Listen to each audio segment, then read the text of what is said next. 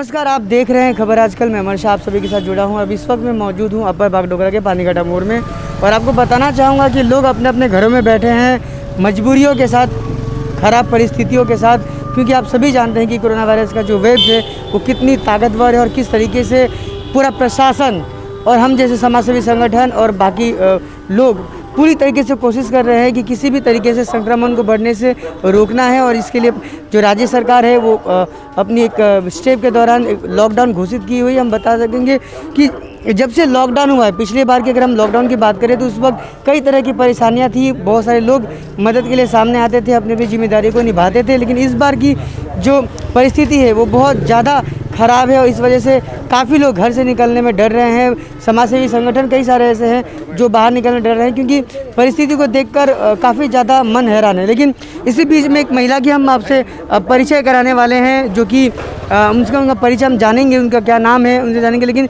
आपको सिर्फ हम एक चीज़ बताना चाहेंगे कि जो महिला अभी इस वक्त हमारे सामने मौजूद है वो घर पर बैठकर पूरे माहौल को टीवी के माध्यम से या पेपर के माध्यम से समझ रही है और उन्हें काफ़ी बुरा लगा। हमसे पूरी जानकारी इकट्ठा की कि क्या कुछ दिक्कतों का सामना लोग कर रहे हैं, किस तरीके से लोग मुश्किल में पड़े हैं। तो उन्होंने भी सोचा कि चलो मैं भी कुछ करना चाहती हूँ, मैं भी कुछ करने के लिए आगे आना चाहती हूँ। आपको बताएं कि एक महिला होकर घर की जिम्मेदारियों के साथ साथ वो एक शिक्षक है, बाय प्रोफेशन वो एक शिक्षिका है और उसके बावजूद उन्होंने सोचा कि कुछ ना कुछ मैं करना चाहूँगी और उन्होंने एक कदम उठाया जो कि आपके सामने दिख रहा है। वो पीपी किट पहनकर जो मशीन है उसको लेकर किसी भी तरह के चाहती कि चलो अपने ज़्यादा दूर तो नहीं, कम अपने आसपास के जो परिवेश है वहाँ पर वो जुड़कर लोगों की मदद कर पाए और वो सैनिटाइजेशन की एक छोटी सी जो कोशिश है वो अपनी तरफ से कर रही हैं। परिचय जानते हैं, क्या नाम है मैम आपका? रीना कुमारी महातो।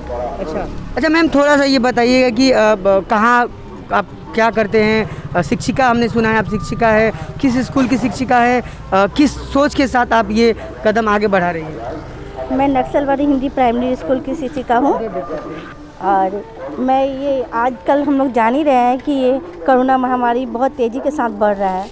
इसके लिए हम लोग सोच रहे हैं कि हम भी कुछ योगदान करें, कुछ सैनिटाइज करें ताकि हम भी सेफ रहें और हमारे आसपास के लोग भी सेफ रह सकें।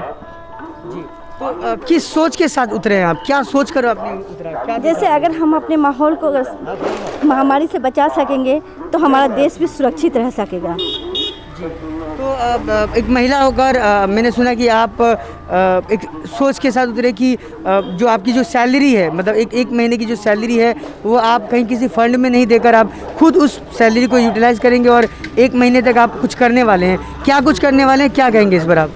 जैसे कि हम लोग जानते हैं कि कोरोना महामारी में बहुत सारे लोग जो है कि जिनके घर में कोरोना हो जाते हैं वो लोग कुछ नहीं कर पाते हैं, उनके घर में खाने पीने की दिक्कत होती है। वो हम लोग सोच रहे हैं कि उनको खाने पीने की सारी व्यवस्थाएं, दवाई, सब चीज़ हम लोग अवेलेबल करा सकें और जिसे डरे नहीं, उनके मनोबल को बढ़ा सके, उनको मोटिवेट कर सके। आजकल जितने भी बीमारियों से मर रहे हैं वो बीमारी से कम ज़्यादातर वो लोग डर की वजह से मर रहे हैं। इसलिए हम लोग चाहते हैं कि उनको प्रोत्साहित करें, उनका मनोबल को ये करें, किसी के घर में भी हो वो डरे नहीं या दूसरे के घर में भी हो वो दूसरों को मोटिवेट कर सके, फ़ोन के जरिए चाहे किसी भी तरह से दूर रहकर उसको मोटिवेट कर सके ताकि वो अपनी बीमारियों को अच्छी निकल पाए उससे। बहुत अच्छा लगा आपको देखकर कि आपने एक इनिशिएटिव लिया और लगातार आप इस तरीके से काम करेंगे। अपनी जो एक महीने की पूरी जो सैलरी है, जो तनख्वाह है, उसको आप समाज मूलक कार्यों में करेंगे। परिस्थिति बहुत ख़राब है, लोग घर से निकल नहीं रहे हैं, कुछ करने के बारे में सोचने में डर लगा, लेकिन आप निकल चुके हैं। उम्मीद करेंगे आप बहुत अच्छे से अपनी जो जिम्मेदारी आपने जो सोचा है उसे आप निभाएंगे, करेंगे और बहुत बहुत आगे के लिए शुभकामनाएं हैं। इसी तरह से लोग को प्रोत्साहित करते रहिए। महिला होकर आप खुद निकले हैं, इसके लिए आपको बहुत बहुत सैल्यूट है।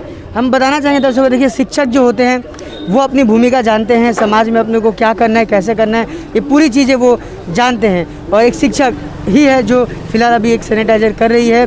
और भले स्कूल ही ना खुला हो, बाकी चीज़ें नहीं हो पा रही हो, लेकिन शिक्षक हमेशा से एक ज्ञान का सागर होते हैं और वो कहीं ना कहीं कोशिश करते हैं कि उनकी जो ड्यूटी है वो किसी भी रूप में कर पाएँ तो बस उनके लिए सुकून महसूस वो कर पाएंगे। तो एक सुकून आपको हमने दिखाया कि वो किस तरीके से सेवा भाव से जुड़े हैं। पढ़ाई बच्चों को पढ़ा नहीं पा रहे हैं, ऑनलाइन क्लास की सुविधा सरकारी स्कूलों में नहीं है, इस वजह से वो पढ़ा नहीं पा रहे हैं, स्कूल कॉलेज बंद है, लेकिन उसके बावजूद उन्होंने जो पहल की है वो काबिल तारीफ़ है। इसी तरह से लोग मोटिवेट रहे। उनका एक मैसेज था कि घबराएं नहीं, निराश ना हो, किसी भी तरह की परिस्थिति में भी आप रहेंगे, लेकिन अगर आपके अंदर हौसला है और अगर आप ठीक से कर पाएंगे तो आप बिल्कुल अच्छे से इस चीज़ को पूरा कर पाएंगे। और ये जो कोरोना वाली जो लड़ाई है, ये सिर्फ हौसले और हिम्मत से ही लड़ा जा सकता है, जो कि आप सभी के पास है और आप बिल्कुल से निभा रहे हैं। आप सभी का खबर आजकल देखने के लिए मैं हमेशा धन्यवाद करता हूँ। Thank you.